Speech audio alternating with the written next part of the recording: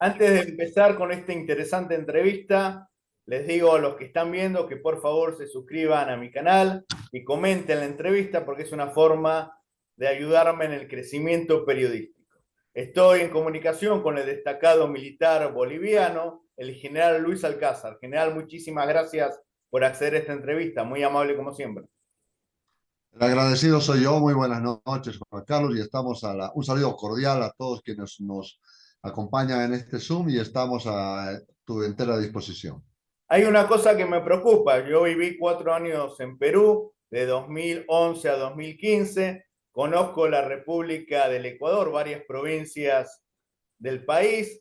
Y Ecuador y Perú hace un tiempo eran países pacíficos, como Bolivia y hoy lamentablemente están dominados por los criminales extranjeros, bandas criminales como el Tren de Aragua, el Comando Vermelo, grupos del narcotráfico de otras latitudes.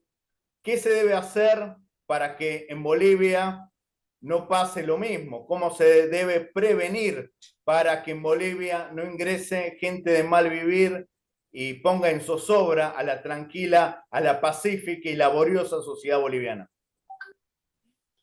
Bueno, yo creo que en primera instancia tenemos que generar un proceso de concientización de toda la población de que toda la región está sufriendo un proceso de transformación en torno a las actividades y a la proyección de una ideología que la han venido a llamar el socialismo del siglo XXI. Y que esta ideología ha tenido un cambio, bien lo decían algunos de sus líderes, han cambiado las armas por los votos, ¿no?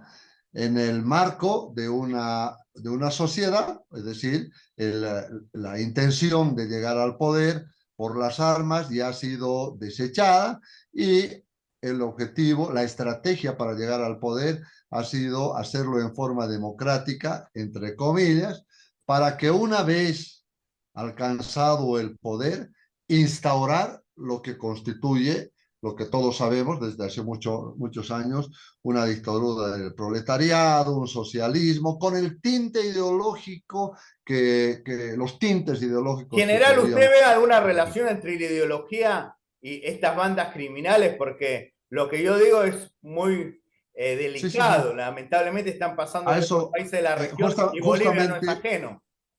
sí, justamente a eso quiero llegar. Entonces, una vez instalados en el poder, como una estrategia para el alcance del poder, hay una estrategia para la ejecución y la consolidación de ese alcance del poder, que es capitalizar las demandas de pequeños grupos y veamos la equidad de género, igualdad de género, el tema de LGBT, etcétera, etcétera, que en su conjunto, ¿no? Que en su conjunto han abierto el panorama para que actúen otro tipo de actores.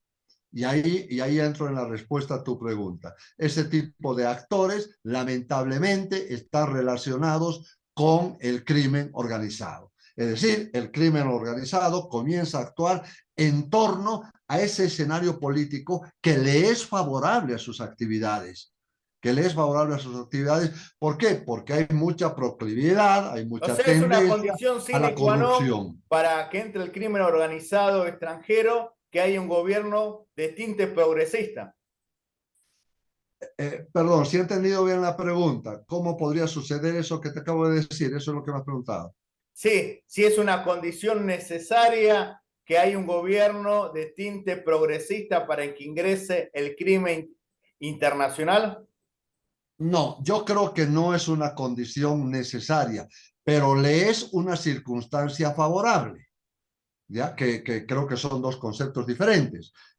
Para que ingrese el crimen a un Estado, no creo que sea una condición sine qua non que exista un gobierno supuestamente progresista. No, pero la circunstancia le favorece, porque estos gobiernos, con tal de mantenerse en el poder, están recurriendo a distorsionar la estructura de gestión de gobierno y de administración del Estado que normalmente tendría que tener cualquier Estado en función del marco estrictamente diplomático. ¿Qué quiero decir con esto? De que muchos de estos gobiernos llegan al poder y comienzan a lo que se llama una borrachera del poder, un asalto al poder. Hay un libro, no recuerdo muy bien el autor, un asalto al poder, de tal manera que distribuyen no técnicamente, no patrióticamente el poder, sino lo hacen como una respuesta, un agradecimiento al sacrificio ideológico,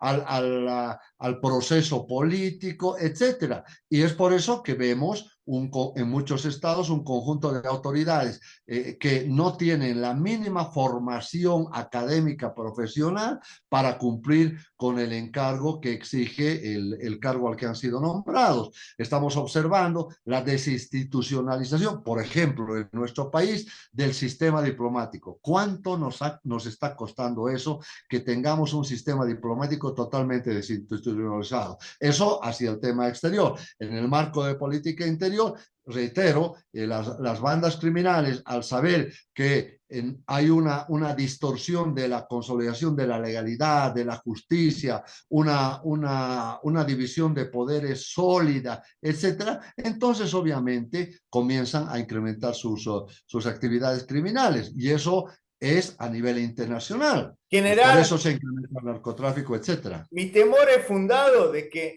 en Bolivia puede haber conflictividad como en los países vecinos, o piensa que Bolivia se va a mantener un país sereno como afortunadamente es desde hace varias décadas.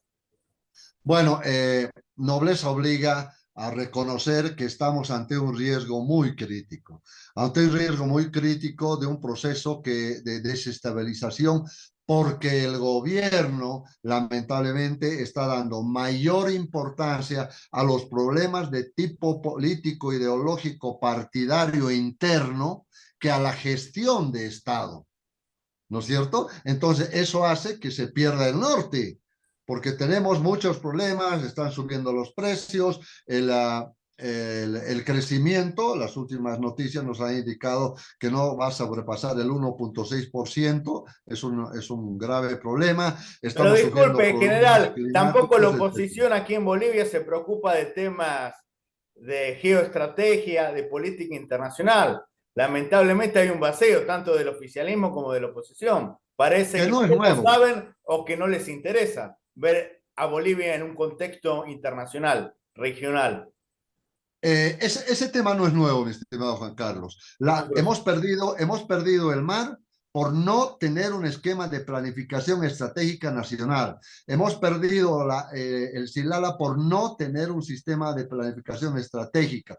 No tenemos objetivos nacionales definidos, no tenemos objetivos de Estado definidos, no tenemos una escuela de geopolítica, que es lo más importante para cualquier Estado. No tenemos una ley de defensa, no tenemos una ley de inteligencia estratégica, no tenemos estudios geoestratégicos, estudios estratégicos, todo ese cúmulo de elementos que son los encargados de operacionalizar lo que llamamos el proceso de la política nacional.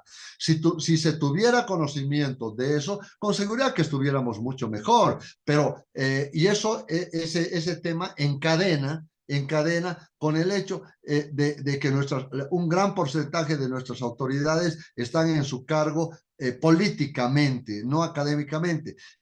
Quiero que por favor no se interprete esto como una discriminación, no. Todo boliviano debe estar consciente de que somos iguales a la ley y tenemos los mismos derechos a ocupar cualquier cargo público.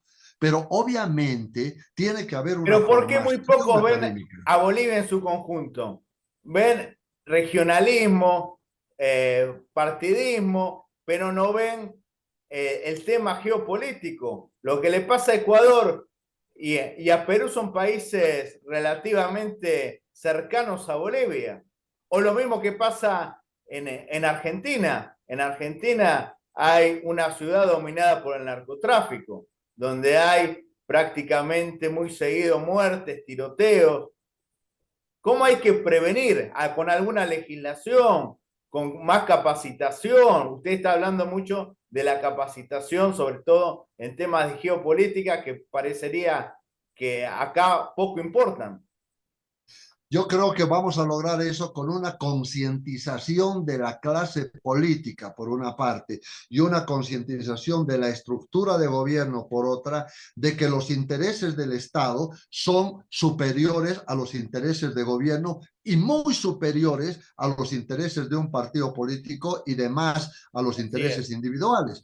Con la adquisición de esa conciencia, creo que se va a poder administrar adecuadamente el gobierno, pero además con una concientización de que la separación de poderes y la independencia de poderes es una condición sine qua non para una consolidación productiva de la democracia. Caso contrario, si se va a instrumentalizar permanentemente órgano judicial, si se va a instrumentalizar permanentemente, como está ocurriendo en varios países, elementos que contribuyan a la consolidación al mantenimiento del poder más que a la generación de desarrollo, estamos en problema. ¿Qué está Hay que pasando en reforzar las Venezuela? fronteras y En aumentar el Venezuela se control está migratorio, general. yo te pido, si puedo terminar las Sí. expresiones, si tú me lo dejas. ¿Qué está pasando en Venezuela? En Venezuela hay una instrumentalización del hambre. El que protesta le quitan el ticket y no tiene que comer. ¿Qué pasa en Nicaragua? Se está instrumentalizando el tema de la seguridad en favor político. Al que saca la cabeza se la cortan. No hay libertad de acción, no, perdón, libertad de tránsito, libertad de expresión, etcétera.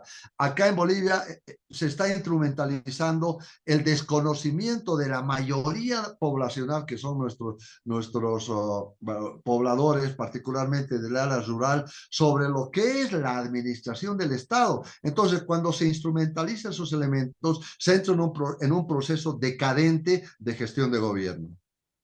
Ahora sí. La última pregunta, general. ¿Piensa que se deben aumentar los controles fronterizos, la acción de migraciones? Recordemos que en Perú bandas criminales extranjeras han amenazado de muerte al jefe de homicidios de la Policía Nacional del Perú, el coronel Víctor Reboredo. ¿Cómo se puede hacer? ¿Qué mensaje le daría a los legisladores? Ya que muchos escuchan mi programa, tanto del oficialismo como de la oposición. ¿Cómo se puede Sí. trabajar para prevenir? Muy interesante pregunta y te la agradezco. Por favor, voy a contestar con un antecedente que yo no tengo filiación política ni de izquierda ni de derecha. Yo soy institucionalista. Pero la población, tanto la sociedad civil como el Estado, todos los bolivianos y en especial la clase política, tiene que aprender a que la seguridad y la defensa no es un privilegio militar. La seguridad y la defensa es un bien público de todos los bolivianos. Por lo tanto, el tener unas fuerzas armadas muy bien equipadas, muy bien preparadas, va a ser una garantía de seguridad nacional. Teniendo unas fuerzas armadas muy preparadas, muy entrenadas, absoluta y radicalmente institucionalizadas, con seguridad que los mecanismos de control de fronteras, los mecanismos de control de seguridad en forma integral van a ser mucho más efectivos y mucho más eficientes. Mientras nosotros sigamos creyendo que la seguridad y defensa es un problema de los militares, vamos a continuar equivocados. Mientras nosotros sigamos creyendo que el tener unas fuerzas armadas débiles, una policía débil, una estructura de seguridad débil, va a dar más seguridad a la democracia, estamos equivocados. Y reitero, la clase política en particular, de izquierda y de derecha, tienen que hacer conciencia de que todos los estados en el orbe manejan ya tres elementos fundamentales. Primero, el desarrollo. Luego, una tríada, el desarrollo, la seguridad y defensa y la geopolítica, pero en función, reitero, del Estado. Ahora, un mensaje a nuestros legisladores de izquierda y derecha: pensemos en el Estado, pensemos en el gobierno, en el desarrollo, en el bienestar y en la seguridad de los ciudadanos. porque el ingreso de bandas criminales no responde a una ideología, responde a la criminalidad que no tiene fronteras. Y esa criminalidad que penetra los estados, vulnerando las fronteras, ¿va a hacer caso a la ley? Con legislación vamos a frenar. No, vamos a frenar con acciones de defensa para que generen un clima de seguridad. En este momento, ¿de qué sirve que tengamos efectivos militares en las fronteras si no tienen equipos necesarios para enfrentar el narcotráfico que maneja un poder económico descomunal? Mientras los equipos de radio de las fuerzas militares son equipos sencillos, el narcotráfico maneja celulares satelitales, por dar un ejemplo.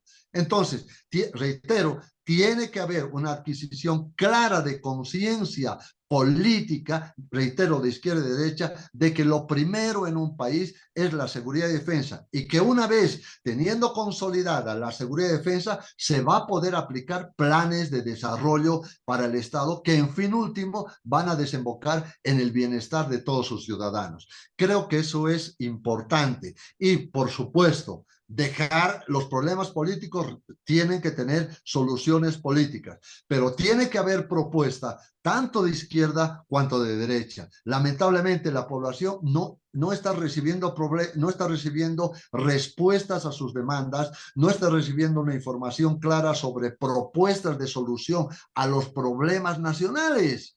Y eso es fundamental. ¿Por qué? ¿Para qué elegimos un gobierno? Para que satisfaga nuestras demandas, para que haya una unión entre la agenda de gobierno y la agenda pública, para que el gobierno hábilmente armonice esas dos agendas y pueda generar un clima de bienestar nacional. Reitero, sin un sistema de planeamiento estratégico nacional, ya en el marco del proceso de la política nacional, sin una estructura de seguridad que responda a una ley de seguridad y defensa, sin una ley de inteligencia que garantice la seguridad de los bolivianos, sin un criterio geopolítico de administración del Estado, creo que todavía vamos a permanecer con los ojos cerrados y vamos a estar con un gobierno que reacciona, que no propone, con una oposición que reacciona y no propone. Por lo tanto, vamos a seguir anquilosados en esa forma de hacer democracia a las patadas. Perdón la vulgaridad.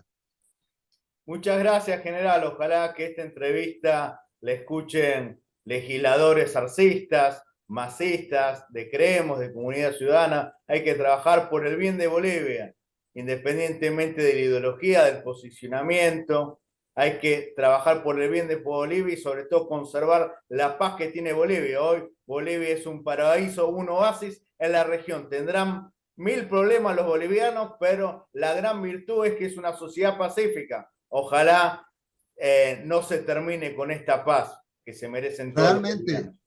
Realmente, Juan Carlos, comparto mucho tu criterio. Los bolivianos tenemos que aprender a valorar esa cualidad que tenemos de ser gente pacífica, ¿no? Que cuando reacciona, reacciona. Pero, señores, tenemos que nosotros hacer un análisis comparativo con esa sociedad del Ecuador que está sufriendo el efecto de la criminalidad, con esa sociedad del Perú que está viviendo en la incertidumbre de los hermanos peruanos, con esa sociedad argentina que vive una crisis económica que jamás ha tenido en su vida. Es decir, con esa hecatombe de fracasos administrativos gubernamentales que tienen otro Estado, nosotros somos un oasis y debemos mantenerlo pensando primero en Bolivia. Y comparto tu criterio de que tenemos muchos problemas que son mucho más grandes que nuestros intereses individuales. Tenemos el tema del agua, tenemos el cambio climático, tenemos el tema de la explotación de nuestros recursos naturales, tenemos el tema de la explotación irracional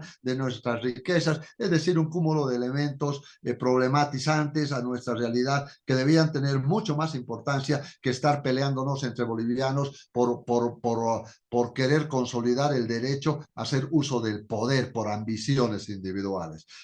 Yo te agradezco mucho la oportunidad que me das para expresar una opinión absolutamente imparcial, con criterio eminentemente patriótico y boliviano. Muchísimas gracias, Juan Carlos, y siempre estamos a la orden. Muchas gracias, general. Para mayor información, por favor, suscríbanse a mi canal de YouTube. Muchas gracias.